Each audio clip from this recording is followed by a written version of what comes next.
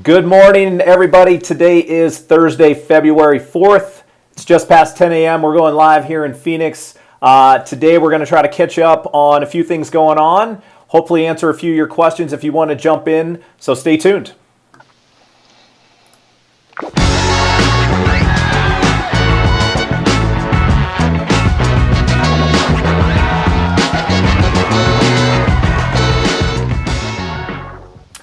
What's up, everybody? It's Greg Corbett with the AZ Lifestyle Group right here in Phoenix, Arizona. If this is your first time to this channel and you're looking to find out everything you need to know about what it's like living in and or moving to the Phoenix metro area, make sure to hit that subscribe button and click the bell so you can be notified whenever we post a new video.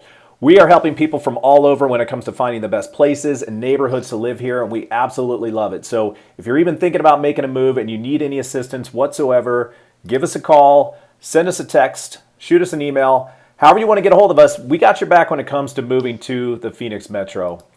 All right, let's go ahead and bring our good friend and partner, Rudy Lopez with Prime Lending. Rudy, good morning, sir. How are you, man? Good morning, man. I'm good. I'm taking the call, as you can see from my car, because our entire family has COVID, and this is really the only place where I can sneak away without anyone. I can't be in the backyard or anywhere else. So yeah, that's my life right now, man.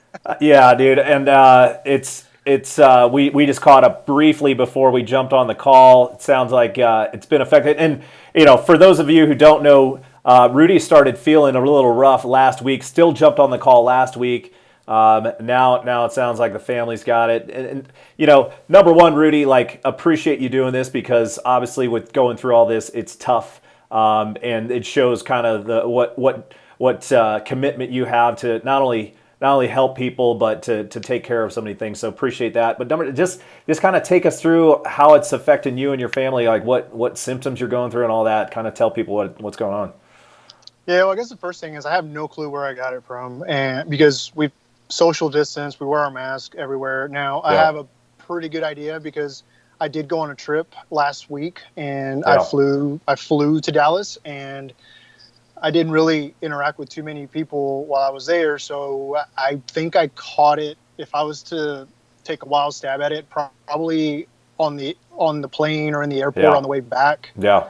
Because I felt perfectly fine until I got home on Sunday evening. I started feeling a little bad around Tuesday night, early Wednesday morning, and that's when it started feeling. And then on Thursday I got my results. I took my test Thursday morning, and it said that I was positive. But what symptoms are you going through? My symptoms in the beginning were body aches and just chills. I started in the middle of the night just waking up with chills and just sweating. I'd be sweaty, and then I'd be cold, sweaty, cold, sweaty, cold for like about 5-6 times a night. I'd have to get up and just change clothes because I was so sweaty. Yeah. And then the body aches. And then the most pronounced symptom is the lack of taste. Like, I can't taste anything. Yeah. Now I'm starting to get a little bit of my taste back. But that was probably the most bizarre symptom, just not being able to taste anything. The best symptom, how I'm half glass full kind of person. Is I've lost about 10 pounds. So okay. Well, that's good. Yeah, I'm fine. I'm starting to get a head start on the beach weather body. So there you go. As long as I don't fall off the track, I'll be good to go. So you didn't need to do any of those burpees after all. No, this is actually I wouldn't say better, but this is certainly getting faster. Yeah. No, it's crazy. How's the family feeling? Well, then on Monday, my wife, I'm still in bed trying to recover. On Monday, my wife gets up and says, I am feeling really bad. So then I went from being the patient to the caregiver in a matter of 2 minutes, and I had to get up and take care of now I'm taking care of my kids and my wife. And they have pretty much the little ones have it too then? Do you know? Yep. Okay. They do. The kids take it like a champ. Everywhere I've seen and the doctors have told us, hey, kids, as long as you're monitoring the symptoms, because that's all you can do. It's a it's a virus, so you can't really do anything but treat the symptoms. Yeah. So, what are there? I mean, because you got, especially with the little baby, like, can you tell? Is it more like just stuffiness, congestion? Is like more like cold symptoms, or is there anything else like aches and pains that they're you can tell that they're not comfortable more often. It's the cold symptoms, the runny nose, the cough, the congestion. The congestion is the biggest thing that we need to just keep an eye on, because it's obviously a pulmonary disease or virus. So just making sure that our daughter's breathing is normal, and that all of us are breathing is normal. And just treating that, giving her cough medicine. So okay. Interesting. Like we thankfully, knock on wood, we've been able to avoid any symptoms or positives. Like, we haven't taken any tests in our family, but our daughter, who is going to be 2 here shortly, typically goes to school each day, and she's got a class of about 7. We believe one of her teachers actually tested positive, so they sent the class home Monday morning. We basically sent her to school Monday morning. They called us around like 9:30 to come pick her up, and then they're not able to come back for 2 weeks. So, but thankfully, again, we haven't had the symptoms yet, but you just never know. It's like you either could be asymptomatic and have it, or maybe it's just, you're just trying to be cautious. But it's been interesting. It definitely makes things a little bit more challenging with both my wife and I working, trying to get as many things done. So I can imagine, like, work-wise is extremely challenging right now for you. Yeah, because I still have to work. And luckily I have a team that is able to help, but at the same time I still have to jump in and take care of certain things. And, I guess the best thing I could say about the virus or catching it is try to, if you can, move around as much as possible. I was talking to a client yesterday who happens to be a nurse, and she, without me saying anything to her about my feelings and my symptoms, she said, staying in bed can actually make you feel worse. The bed can actually make you worse just because you're lying around all day and you're not really moving, and you're just kind of sitting around trying to get better. But I did notice that after about 3-4 days of me lying in bed, I just told myself that I have to get up and move, stretch, just kind of get the blood flowing. And I started feeling better once that happened. So I guess that would be the only thing, if you're up for it, to just move around. Yeah. Interesting. We'll transition a little bit. I think it's, and it's kind of part of it, maybe not. Like, last week we were talking about having snow here, like down in the valley. It went from that to almost the extreme opposite. We're not hitting like record heat or anything, but like it hit 80 degrees, Monday, Tuesday here. Yesterday was pretty warm. I think we're starting to, cool back off into like the mid 70s again. So it's not bad, but to go from last week's cold temperatures to this week's warm, 80 is a little warm for me right now for February. I mean, I'm sure it's beautiful for a lot of people, and trust me, it's still beautiful weather, but it's you just get a little fearful in Arizona when it's already 80 degrees in early February. Yeah, and then especially when they say that it's the earliest in the year that it gets to this. I hadn't even heard that. Is that true? Yeah, so on the news a couple of days ago, I think when we hit 80 for the first time a couple days ago, the guy said, it's the earliest in the year that we've gotten there, and you just got to be on the lookout. So when you hear that, you just kind of start wondering, oh my gosh, I hope the summer doesn't come a little too soon. But right now it's beautiful, like you said. Yeah, we just gotta wait and see. It's so weird because last week there was snow and it was nice. Well, not snow here, but it was nice. Well, that was close. It was close. It was close. Right. Yeah. And that rain came in like crazy, and it cooled down quite a bit too. So we definitely had a huge shift within a week. I guess now we know how Colorado feels. Right.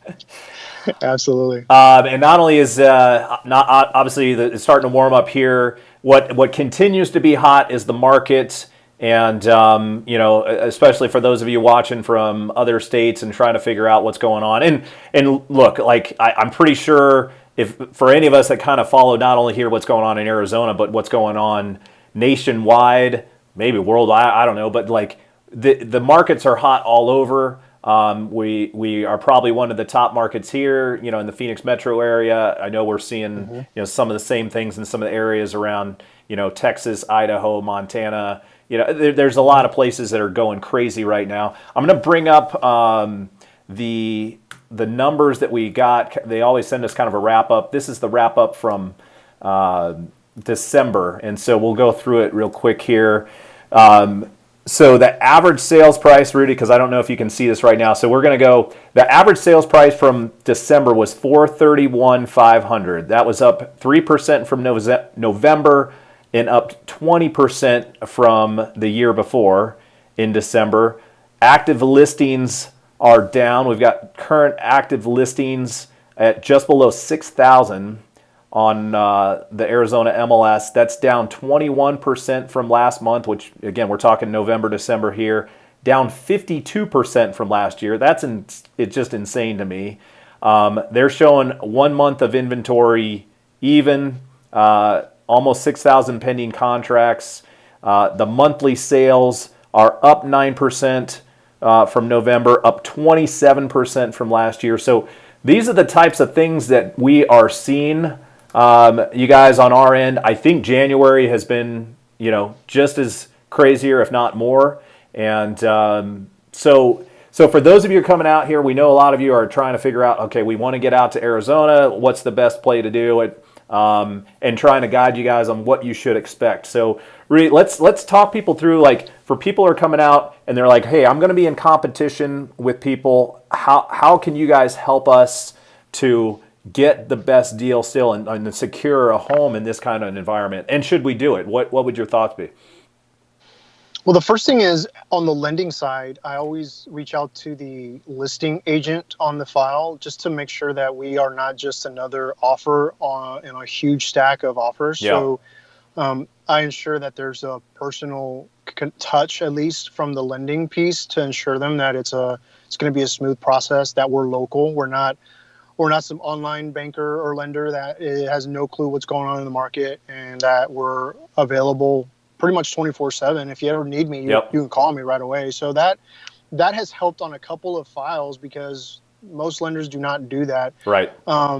Also, another option and another thing to consider, is not necessary, but it doesn't hurt, is to go ahead and get your file pre-approved with an underwriter before you actually find a house. That way it's already gone through underwriting, and the underwriter has addressed any concerns or has checked off on items that are fine, and that way you can just at least be pre-approved instead of pre-qualified. That was not necessary unless, if your file has a lot of issues with it, then I would strongly recommend, if you're a clean file that doesn't really have any problems and it's pretty straightforward, it's not necessary, but it is something that if you want to do it and we think that it's a good idea, then we can do it. Well, and real quickly to your point there, because I think a lot of people maybe get confused with, is it necessary? Like, maybe they're like, hey, I haven't even found a house yet. Do I really need to go through all these steps? And no, it's not necessary, but it does help you. And kind of like what you were talking about when you contact a listing agent, for a seller who's looking to sell a home, and then you find a house and all of a sudden something pops up and you're like, hey, that's the one, I better get going. Number one, you've already had all that done, so it doesn't put you in a situation to kind of jump through hoops last minute. Number two, it puts you in a much more presentable position and a much more advantageous position from a seller's perspective, to know that, hey, these buyers have done everything, they've done their homework, they're not messing around, and they're going to be a much better candidate for me to choose than maybe somebody who hasn't gone through those steps. So it just puts you in a better position that way. So I'll let you continue. Yeah, no, absolutely. I mean, we always get all the supporting documentation up front. Like, I don't just tell you you're fine, and I haven't seen any of your income or information yet. So we always make sure that we get all that up front, and then if it's necessary, we'll put it through underwriting. So yeah, to your point, it's something that definitely can make a difference with this market being the way it is, and offers. At the end of the day, what I'm noticing though is that a lot of sellers are just taking the highest offer, right. And then I'm seeing that a lot of buyers are either waiving the appraisal contingency, meaning that if it doesn't appraise for what you're offering, they're still going to buy the house. Yep. Well, let's talk about that real quick, because what does that mean for people? So if you waive the appraisal contingency, that basically means that if you're under contract, let's pick a number. Let's say you found a house for $600, and it got multiple offers, and so you're like, okay, well, now I need to bid it up, and so let's try $620. We'll see if $620 is the number that allows us to win. So you go to $620, and you get accepted, and the seller's like, okay, we're doing it. And then you have financing in play, but you have an appraisal. The appraisal comes back in at 600. So now you have to make up that difference of the amount down, to cover that where the lender won't. So is it basically the entire 20,000 that they're having to come in cash, Rudy? You're like, what should people expect? Yeah, because the loan is based off the lesser of the amount, the appraised value or the sales price. So the mortgage company is not going to lend on 620. The mortgage company is going to lend on 600. Yep. So your down payment is on the 600, and now you got to come up with 20 grand to come up with that $20,000 difference. So if you're putting, I don't know, let's just say 20%, just because that's an easy round number. Yep. If you're putting 20% down, then now you're going to come up with 120 plus 20. Yeah, typically. So if you're putting 20% down, is it a point where they don't really necessarily care about that appraisal because you're putting that amount down? Like where does it come into like? So I would say typically it's majority on like the lesser amount down where they're going to care. Is that accurate? Yeah. So if you're putting 20% down, you're right.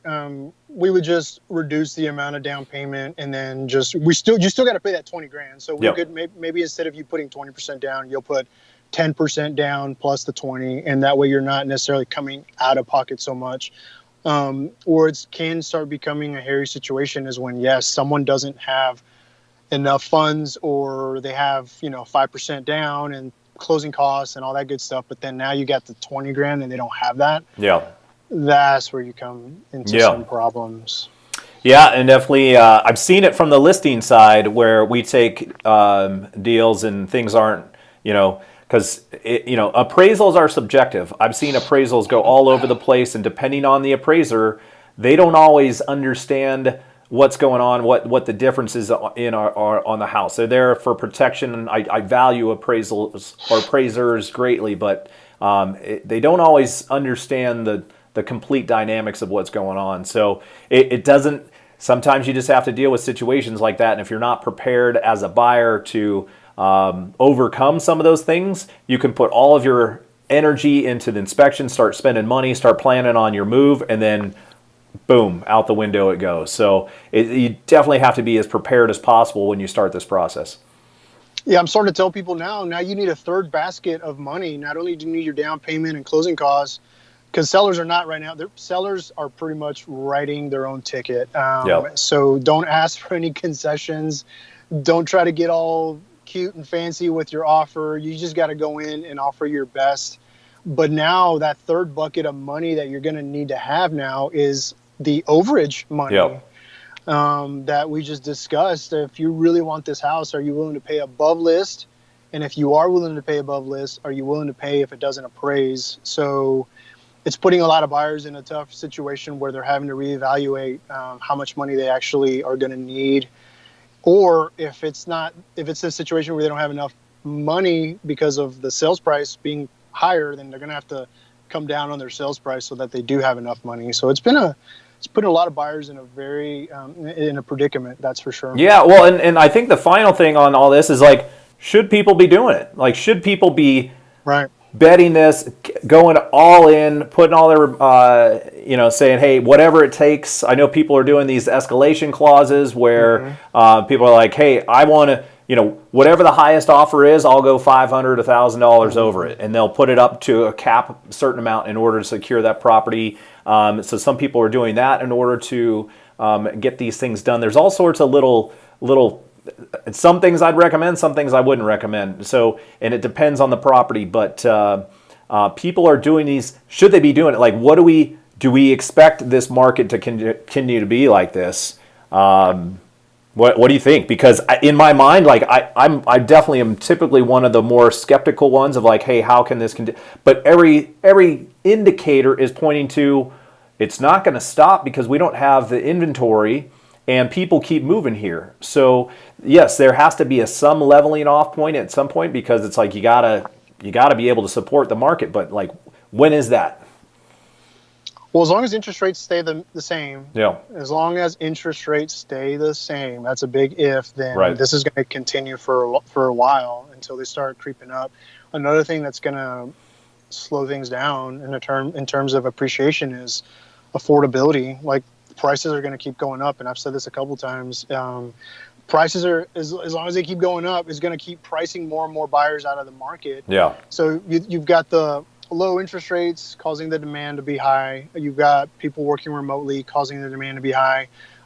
You've got sellers that are maybe not selling right now because they don't want to be buyers. They don't want to go turn around and be in this market. So you have the potential of some sellers maybe not selling right this second, which is causing shortage to the supply to continue to go down. And then you just have the natural shortage of supply just because of all the demand being where it is, and because of labor and material costs being so high. Builders can't build stuff fast enough. And a lot of people are going to these. You still have the iBuyers out there, people who are selling off market to iBuyers and wholesalers and that type of thing. I mean, that has been a squeeze on the market as well. Yeah, and then you have people that are currently in forbearance, people that haven't been able to make their payments due to COVID reasons, that have a lot of equity in their house, so you're not necessarily going to see like this huge market crash of all these people getting foreclosed on, because a lot of these folks are probably either going to sell or figure out a way to get back on track. Yeah. I just don't see it happening anytime soon. What's going to happen is it's just going to become just unaffordable. It's for people to buy it, and that's going to just cause a natural slow sloth. That's not even a word. Slow growth in price appreciation. Yeah, I mean, it's interesting because it always feels like it's crazy here, and then you think about other markets. Like we're obviously probably in, I don't know. I'm trying to think on where we'd be affordably compared to other states, because obviously I'd say there's a lot more states that are way more expensive than Arizona still. But yeah, so I guess it's all relative to what you're typically used to. But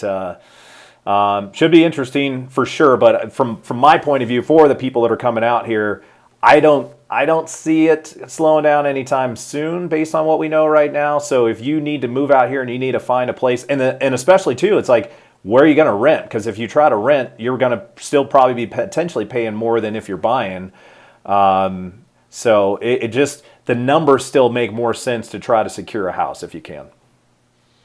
Yeah, and I hate to say it, but being on the lending side, but rates are going to have to go up, and then that's just going to cause a slowdown in buyers because they can't afford these prices going up and rates going up at the same time. And so then that's just going to cause it to slow down. And I just, as long as the economy is as fragile as it is right now with COVID, that's not going to happen anytime soon. Now, once stimulus and fiscal checks start coming out, fiscal stimulus checks start coming out, and more people are starting to come out into the economy and dump more of their money, then you're going to start seeing rates go up. But until then, it's going to be the same thing that we're seeing right now. Yeah.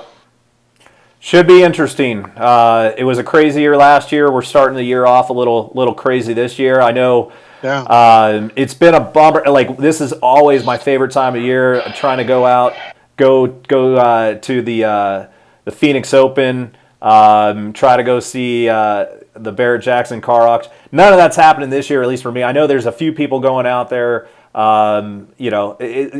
It's like crazy to find tickets. You can get like general admission tickets for like $125 to $200 to go out to which is crazy. I like it. It's fun, but if there's nobody there, I don't know. But it's an interesting year again, Rudy. But we're gonna keep plugging through. We're gonna keep working hard for you guys who need the help in order to try to make this happen for you as smoothly as possible. And so, yeah, we'll keep plugging away. Rudy, I hope you and the family feel better soon.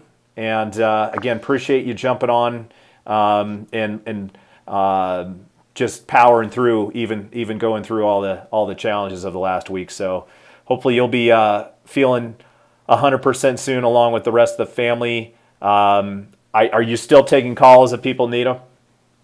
Yeah, I'm still taking calls. The only problem is I have to space my day out because I can't take calls at a moment's notice right this second, just because taking care of my wife and kids. But yeah, I'm still taking calls. I think people understand that. So all good. So give Rudy a little bit of extra time to get back to if need be. So. Right.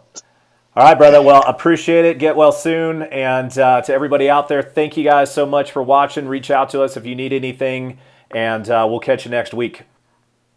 Thank you.